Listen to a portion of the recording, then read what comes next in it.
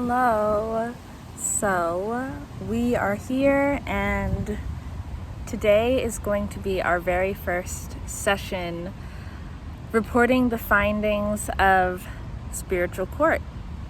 So, what is spiritual court? Basically, from my own understanding, spiritual court is where we go to battle out all of our legal, karmic issues that we have with universal laws, that we have with our karma, that we have with the balances of the universe, of our world, of our existence. It's where we take our complaints. It's where we get heard. It's where we pass laws. It's court. It's our judicial system. And I have a feeling it's quite backed up. But basically what I want to do is provide a service where we can all go, and I won't be the only voice because there should be many of us reporting, but I want to be a place where you can stop in and check in and see what's happening in the spiritual realms in terms of, are prayers being answered? Are you next up? Is it your time? And not really on an individual level just, but also on a species level, on a planetary level, on a universal level. Where is Earth hanging in the balance in terms of the cosmos? Where is our universe in comparison to other universes? Are there certain universal laws that are going to be overturned? What's happening? How are all the spiritual wars going? Are there new laws? Have certain wars come to an end? What's happening? I have a lot of questions. I'm sure that if this is something that interests you, then you also have a lot of questions. And this first session, how it's basically going to go is I'm just going to try to tap in and see what I can pick up on. And anything that I feel, I'll say. I also read tarot, so I was thinking about shuffling my cards and seeing if any messages want to come through that way as well. But I'll just begin by channeling and seeing what comes through. So, yes, this is very exciting. Welcome to the very first session. Also, happy new moon. It's a new moon today. Okay. All right, Spirit. Hello. Let's get into it. What is going on in the spiritual realms? Earth, help me get there. We want to connect to spiritual court. Specifically, we want the messages relating to earth beings, and those can be messages that are specific to what's happening down here, but they can also be messages that connect further to what's happening in the cosmos, other universes. But for this session, let's be earth specific, and we can move on to other places at another time. So I'm just touching grass. Let's see.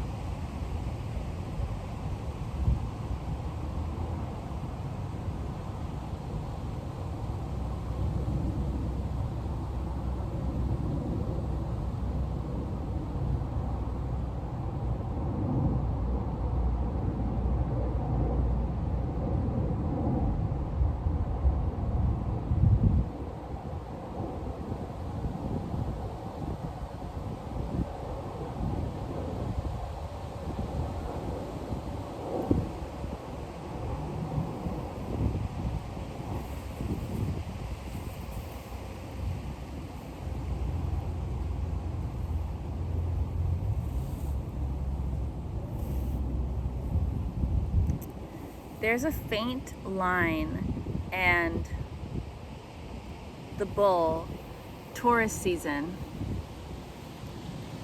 I know that in tropical astrology we're in Gemini season, but we're really still in Taurus, and the bull, the cow, that energy is really prominent right now, and it's got something to teach us.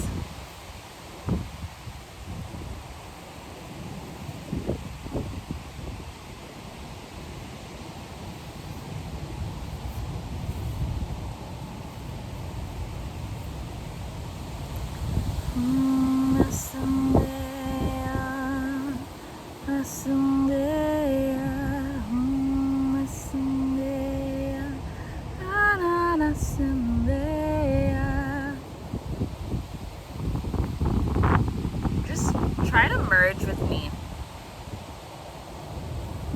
Even better if you're outside. And if you can plant both your hands and your feet on the ground, kind of in this pose. Some of you might recognize this pose. Doesn't it make you think of the great goddess? That's what it makes me think of. Any goddess. Inanna.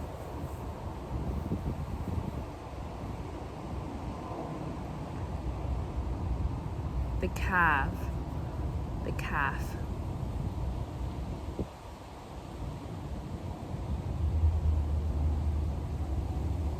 Patience.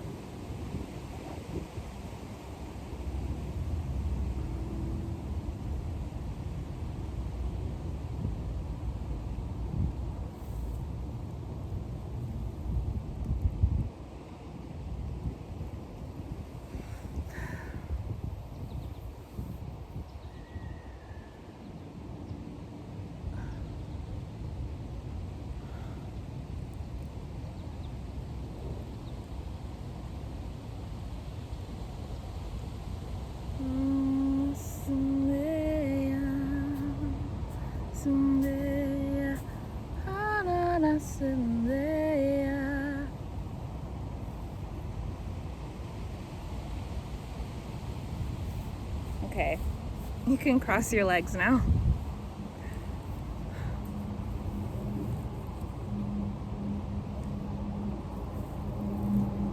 All right. Not trying to rush you, but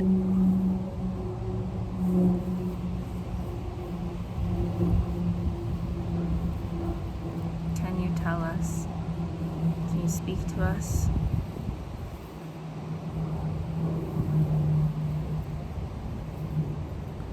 There is some type of gathering, but it is small.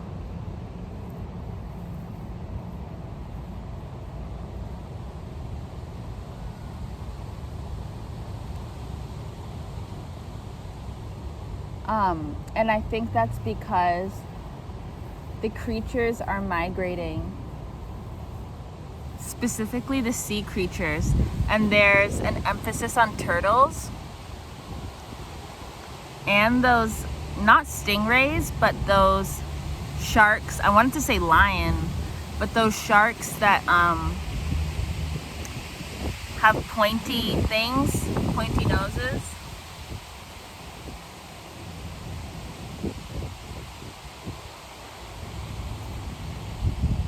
There is an emphasis on turtles though, and with Taurus season, that makes me think about what's going on right now.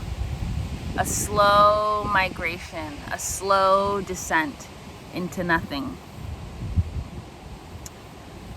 Which makes sense, because when you think about the creation story, if you think about it from the perspective of something that's died, telling you its creation story, are you assuming that it is telling you its creation story about its life or it's about its death? And are they not the same story? It's just like asking which season came first. Is it spring? Is it winter? Summer or fall? Though we're in the spring season, it's a slow descent into winter. A very slow descent because we're in spring. If we were in fall, it would be a quicker fall with a lot more action.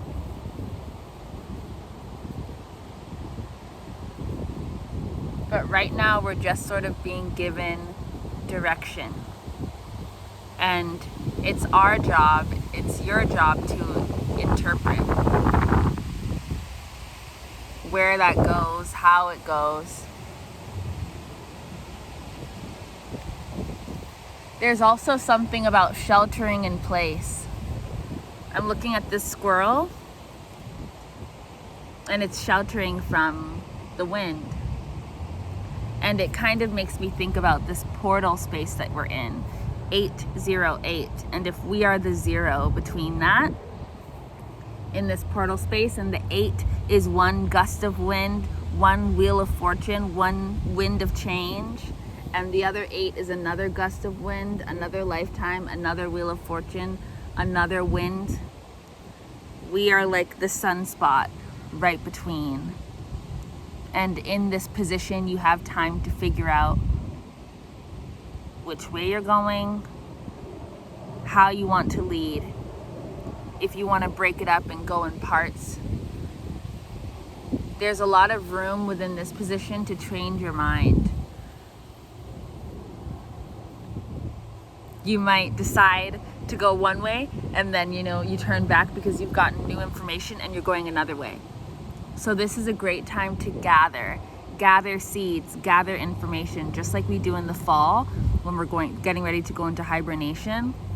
Right now in the springtime, this is a great time to gather information, and you can even experiment.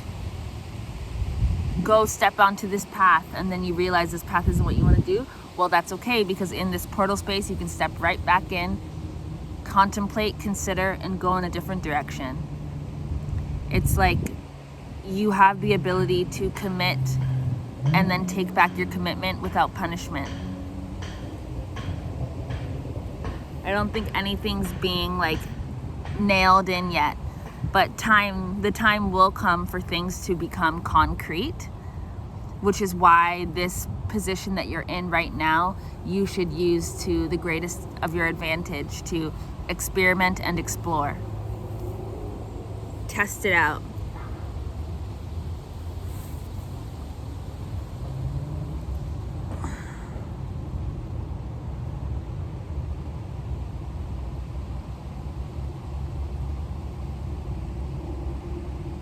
And let the energy move through your body.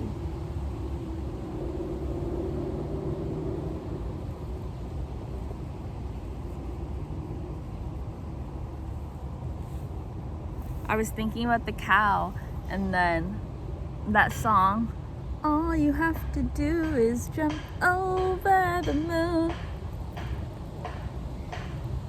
came into my mind.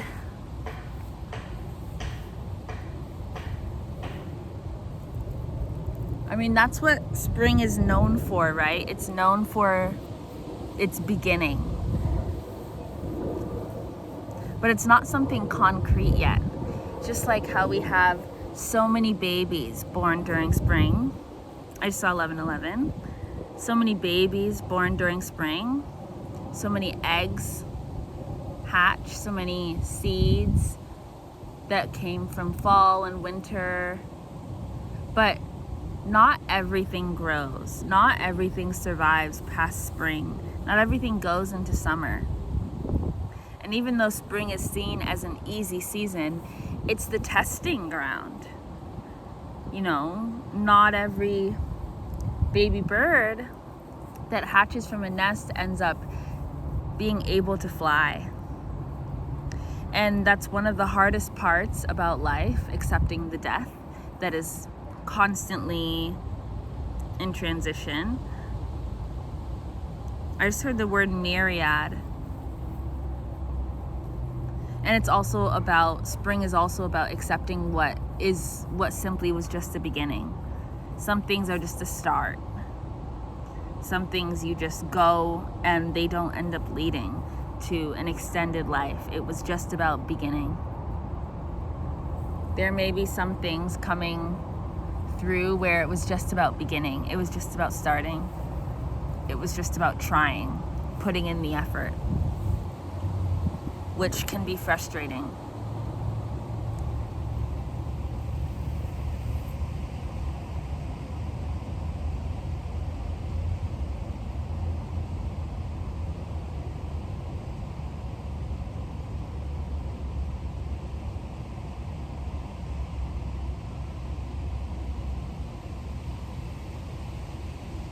All you have to do is jump over the moon. It feels like it's asking, us to do the impossible. Which is to let go of an attachment to what will work out and what won't. You can't possibly know. And they're not really going to give us any indicators. There's nothing predictive about this. Made me think about generative AI and the idea of having these predictive devices. Nothing is for sure. Not tarot, not prayers, not laws, not blessings. Everything hangs in the balance. And what happens over here affects what happens to you. So there's a lot of release that is being asked to be accepted. And when you think about the narrative of the cow or the calf, the bull, cows are one of those species where I often struggle, at least here in the context of North America, struggle to think about a wild cow. There's such a history of domestication attached to them that goes so far back that it's hard to imagine what it would be like to run into a wild cow. And I know they exist. It's just hard for me to think about that. But there is a certain level of acceptance of its fate that cows have.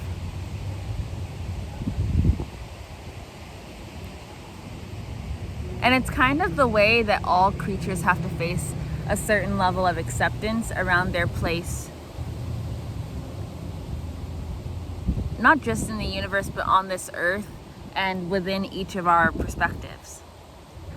Because there are some cultures that revere the cow, and then for others, the cow is a source of food and wealth. And now we look at the cow's place on our planet in terms of conversations about climate change, and we think about methane and production of meat, and how the cow is constantly being in conversation around sustainability and efforts to be more eco-conscious. And did the cow know that it would be a part of all these conversations? And is cow's spirit in a consensual relationship with the dynamics that it is now a part of because of its fall into domestication? I guess the cow has a lot to teach us about our own position right now, especially if you are part of the masses and consider yourself one with the struggle that's happening here on this planet in terms of fighting against capitalism, fighting against greed, fighting against poverty, all the different isms, world hunger.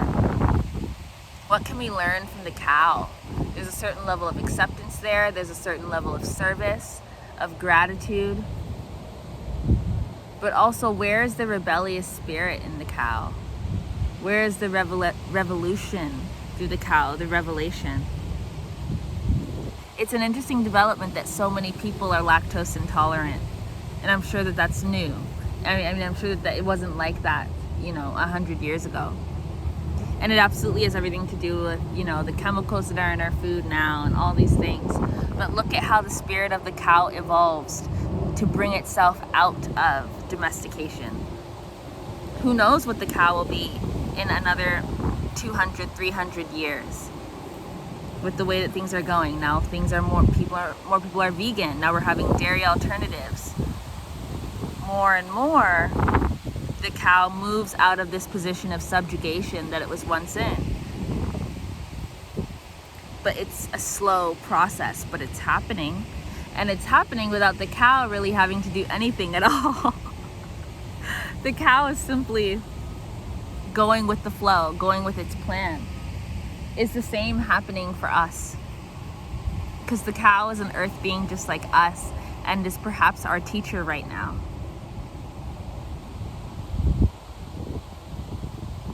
I remember I saw a quote just the other day, and it was it's from Jack and the Beanstalk, that story, that fairy tale. And it was like, if you ever get the chance, absolutely trade the cow for the magic beans. It made me think about faith and belief.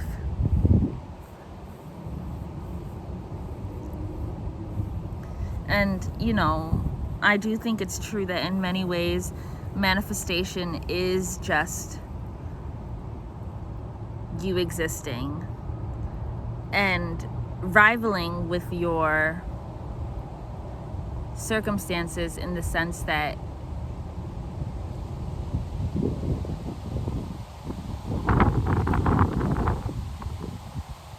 you don't allow them to determine you.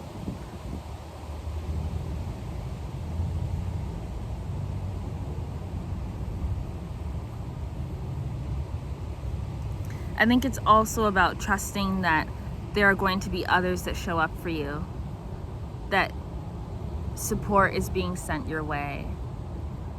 And I think we see that with the cow.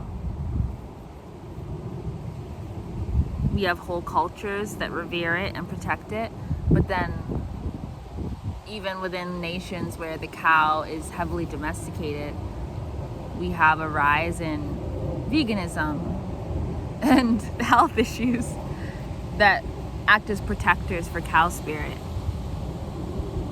It's happening. So what is cow intelligence? Because that seems to be coming forward.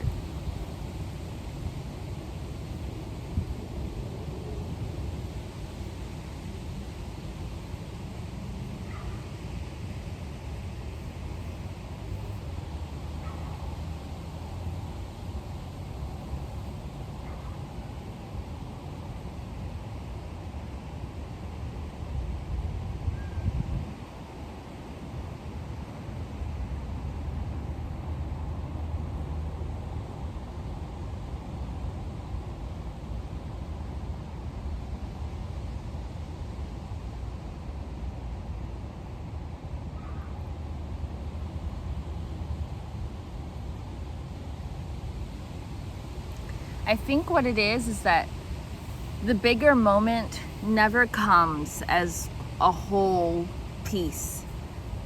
It's broken up. One, so that it can be digested, because think about it. When you're eating, you can't eat a big old chunk of something and swallow it whole. You'll choke and you'll die. It'll block your airways. Things have to happen in moments. They have to happen in smaller pieces. And now I'm seeing in the cow the image of like the big cat, like the lion, the puma, I guess the tiger, but the big cat, the saber-toothed tiger.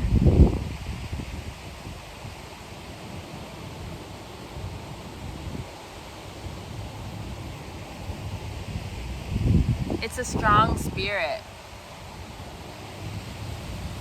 And I think it determines what happens in the dark.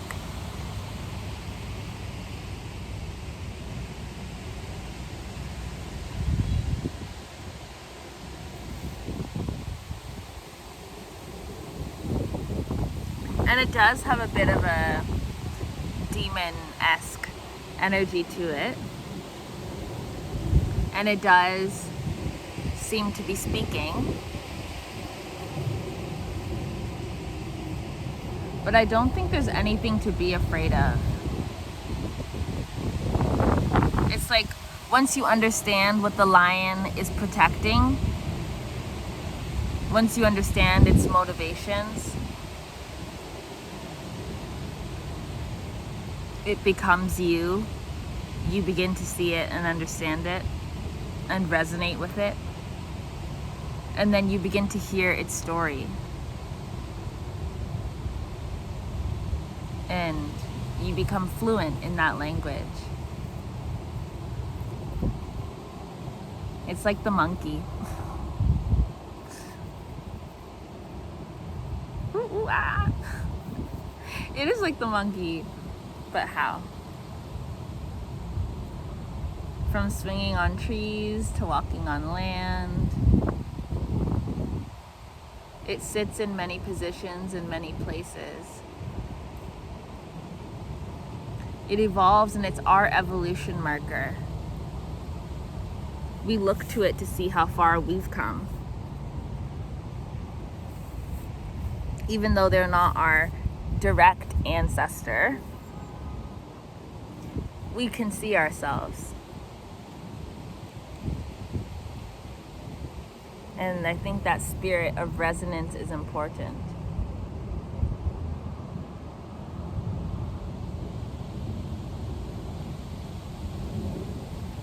So many things, like all of them are one.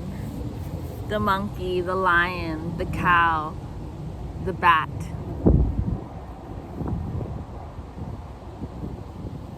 They're all creatures subjugated within this timeline,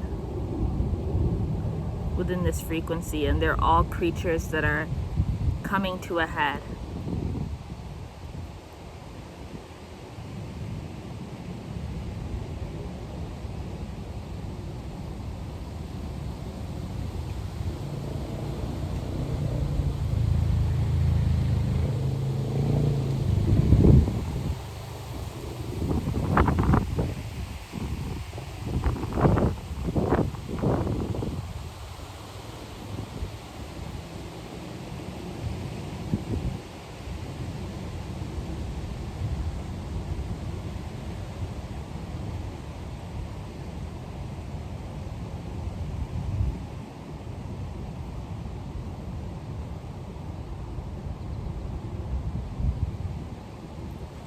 Some things just feel wrong, but even the things that are wrong are meant to be here, and they're meant to happen within this landscape. If anything, just to be a warning, just to be an omen, to help create the curving path that moves our directions, that it's not just forward ahead. If we want something to change within our reality, something needs to go wrong. There needs to be some type of uprising, some type of tick, sometimes of uptick, some kind of development that causes a surge, that causes things to change, that causes reaction.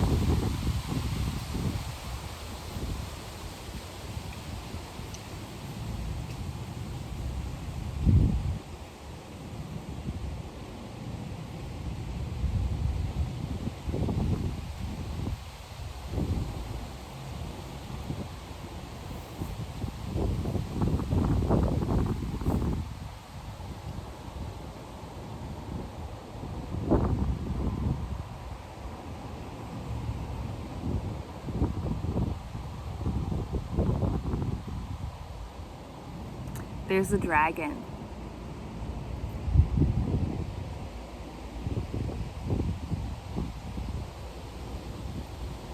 Just kind of watching. Maybe from the higher realms.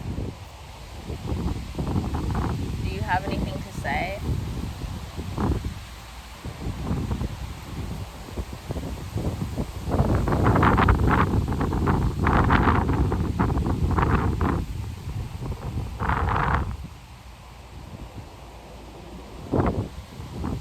I heard come clean, come first, and divorce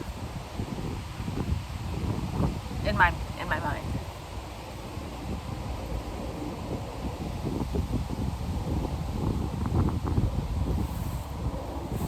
I think there's something around illusion.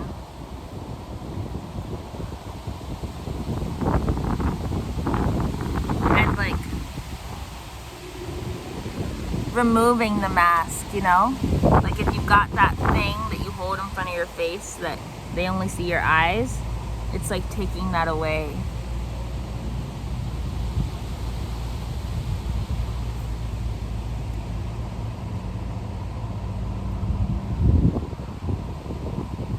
If you say what you need to say what you really mean.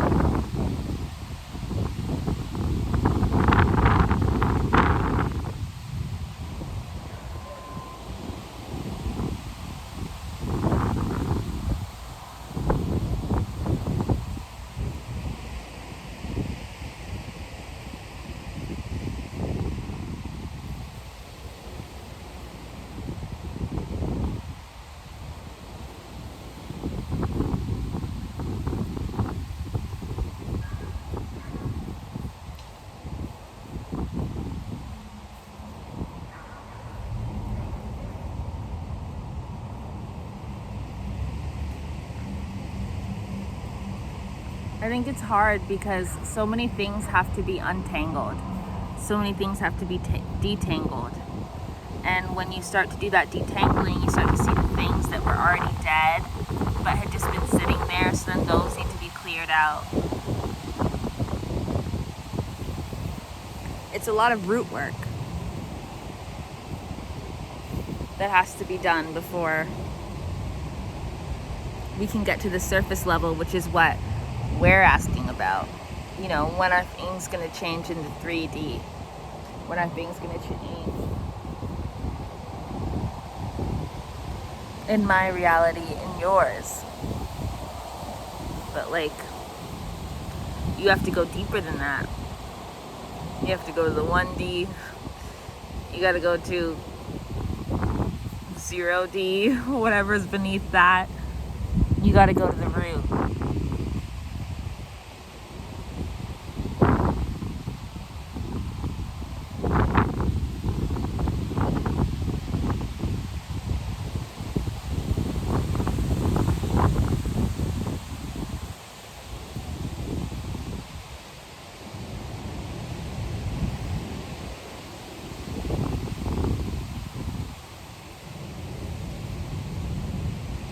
But the signs should already be there.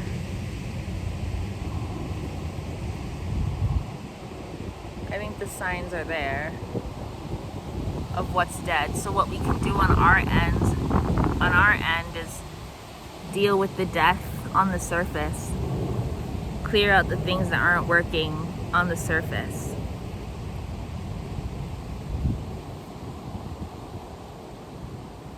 Though, like, part of the problem is it needs to be pushed out through the earth. So we're going to be receiving a lot of death because, like, it has to be pushed up. It can't be taken further inside. You know, and when we're talking about dealing with the roots, we can't just, like, clip the death on the surface and then, like, expect that, like, on the inside that they'll just deal with it, you know, and, I don't know, disintegrate it, transmute it.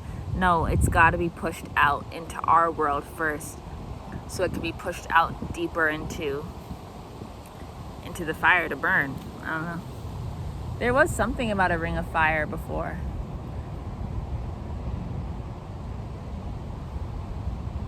You know, but everything's got to come out. Just like the babies. That's why the mother bird, you know, she can't know which egg is going to make it and which one isn't, so that she'll only produce the eggs that make it. It's not like that, unfortunately. We can't know what's going to work before we try, so that we only try the thing that works. Because everything needs to be pushed out. Like everything has to get out. And it's not so much about like having to experience everything, but there is like an inherent value to life and to dreams and to creating. And the creation process, like part of the creation process, a huge part of the creation process is all the unfinished work. It's all the incomplete things. It's all the half done, misdiagnosed, untreated, gone astray projects. All of that make up creative work. They inform the final creation. So they have to come to life just as much as the final form, the thing that really works, does. Everything has to be experimented with, toyed with, played with. It all has to be explored.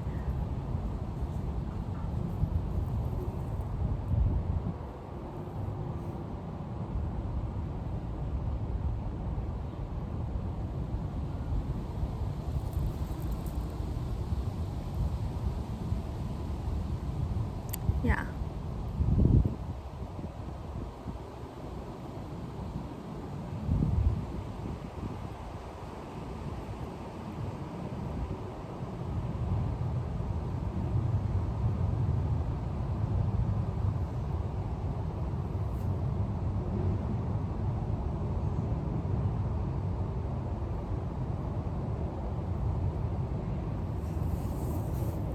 Okay. Should we shuffle our cards? Oh no.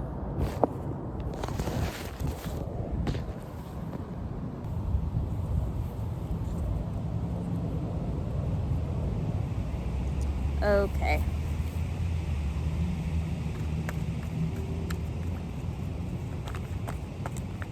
Let's see. Oh. We have the Emperor.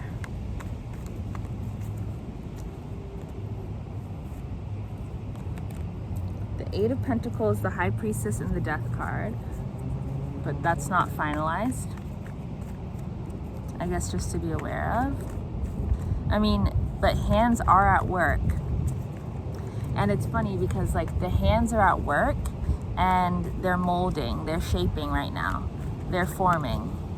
And I think part of what's making us all so crazed and hyped up is that we can see that they're at work. We can see their fingerprints molding. And so it makes you more anxious because you're like, okay, well, you're already there. You're already doing it. Do it faster. Do mine. Come over here. We can see the work being done. But it's not ready yet.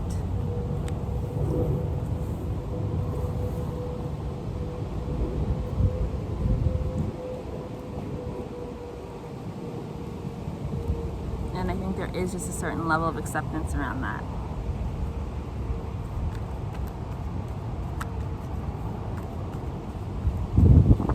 And some are ready before others. Some mature faster than others. Some have just had more time than others. There are still dreams and mountains being shaped from centuries ago, eons ago. And we are demanding that they come to meet us right now.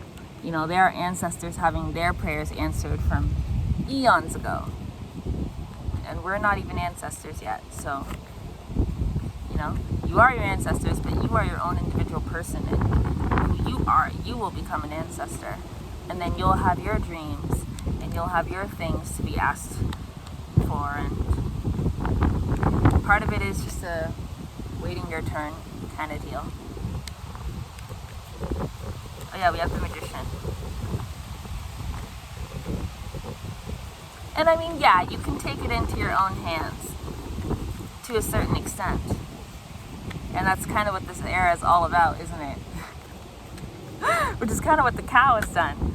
The cow is like, shit, let me take this into my own hands. Let me spread around some methane. Let me give you all dairy problems. So you can leave me the fuck alone. Inspiration. We have the Knight of Swords and the Two of Pentacles. Yeah, and the thing is that everybody's learning to fly right now. Everybody's learning to multiply. Everybody's learning to create. Everybody's waking up spiritually in a way that's very physical, right? And bringing that down to earth and seeing what they can do to change their own lives. But you don't want to become too individualistic. Yeah, because there is a community aspect to this. And that's the part where, like, where are you putting your attention? Where are you putting your gifts and your focus? Is it all about manifesting change for yourself? Is it all about multiplying and creating for yourself? This is where, you know, the great goddess can come into conversation around greed and selfishness and individuality, to the point of only wishing for spiritual change and spiritual development for yourself. And like, yes, it begins within, but when you go within, you realize that there's a whole community there. At least within me, there's like all these fucking eggs, which are all my ancestors and all my descendants. Well, all of them, but many of them. When you go within, you should feel that it really is about the village. It really is about the community. How can you expand their needs out into this world? Because their needs are your needs. Because they're within you, they are you.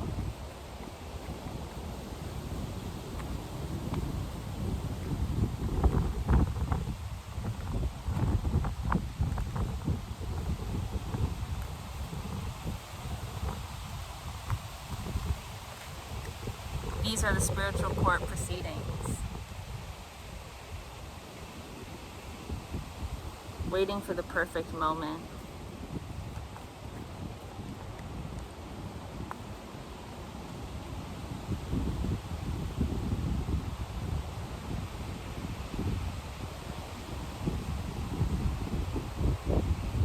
Waiting for your time.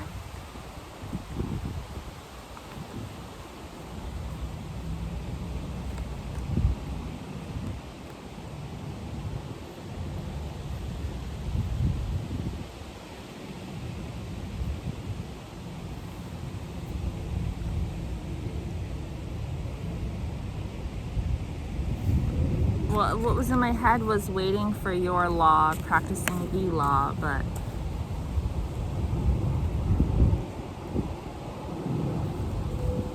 I need to understand that more.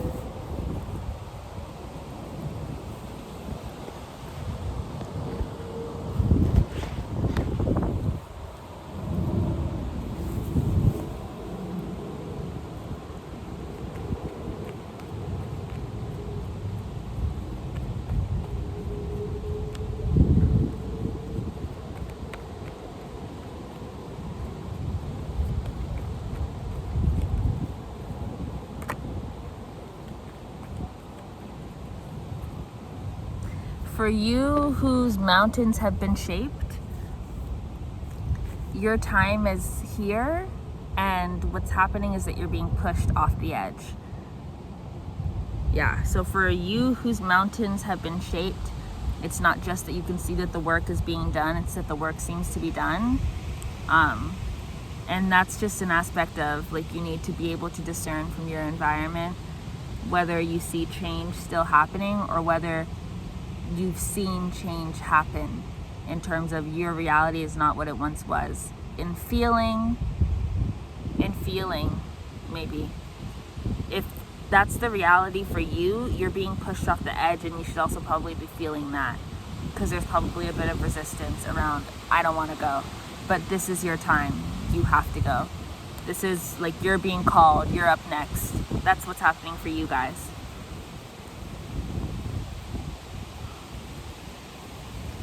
Yeah, so what's coming for them though?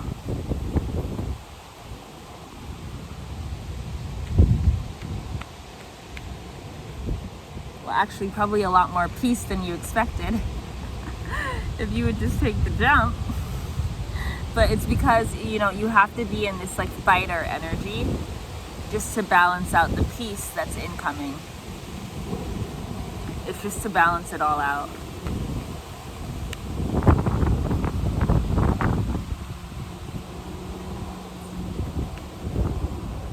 just helps that way. Believe it or not, it actually probably makes it a bit of a smoother process. Yeah, for it to be stressful. The Two of Swords.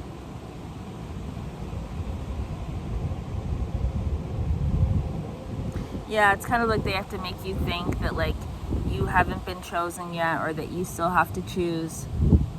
But like the dragon's already seen you and is already calling you forward. You've already seen it. The door's already opening. Death is already cutting the string. Like it's already, you know, it's already happening.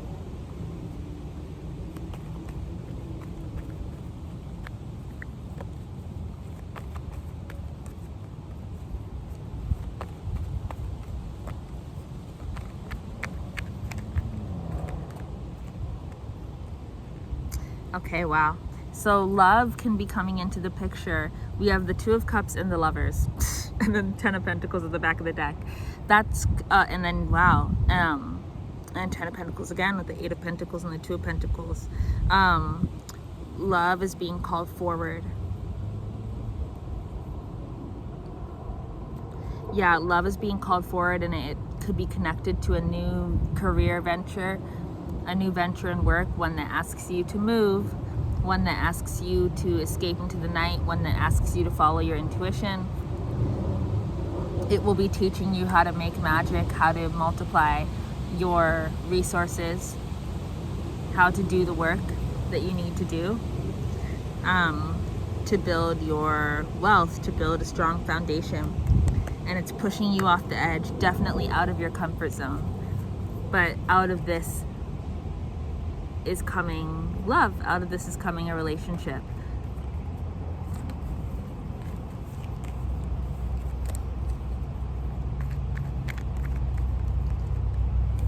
And some final endings. 6 of Cups and 2 of Wands.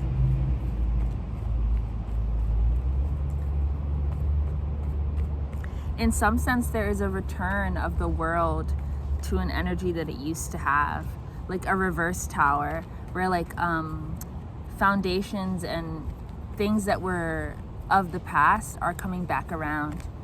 Institutions of the past are coming back around. Systems and structures of the past that worked are coming back around, especially around relationships maybe, and balance. Things are coming into balance. There are certain things that didn't need to fall, you know, but they fell because it came during a time where everything was falling. But now those things are being built back up. So like there is a little bit of a like time almost spinning backwards in the world, and the world returning to a way that it once was, when things were a little bit sweeter, perhaps in love and relationships. 1111.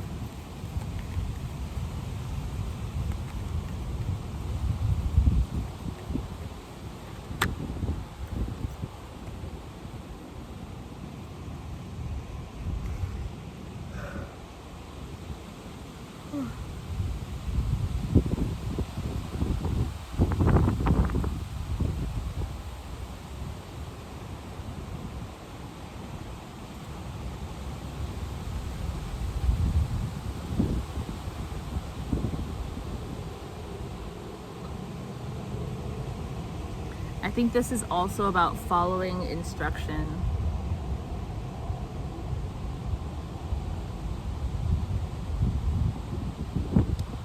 Yeah, especially for your masculine energy, being able to take direction, being able to be taught, knowing how to follow instruction, knowing how to be instructive, knowing how to be intuitive,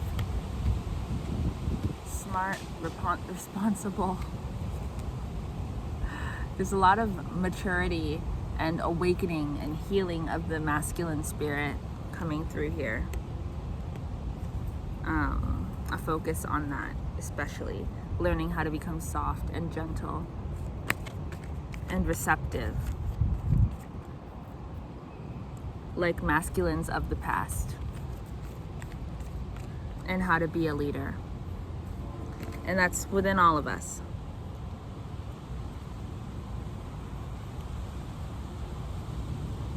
but there is a softening to the feminine gaze, which is, putting certain walls down and lifting up a spirit to become ambitious, to go after, to be brave, to be bold, to not need to be in control in where you move, but being guided to move based on a feeling, based on passion, based on truth, the truth of your heart, the truth of your soul, lots of inner child healing.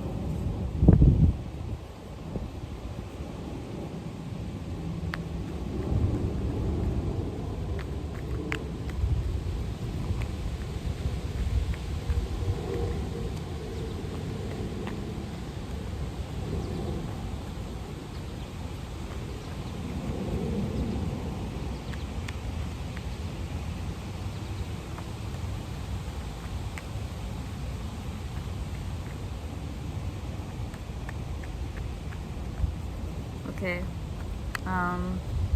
if there's no new messages, and if that's it for now, give me a card I've seen before. Oh, okay, yeah. So I believe we're done for now. Okay guys, so that was our first session working with the spiritual quartz. Very different than what I was even expecting. Let me know what you got from that and whether that was helpful, whether you understood it, the noise, whether the noise was too much with the wind. That was my first time ever doing that. So yeah, I would just love your feedback, and if you felt like there was something legitimate there, yeah. Okay, thank you. Bye.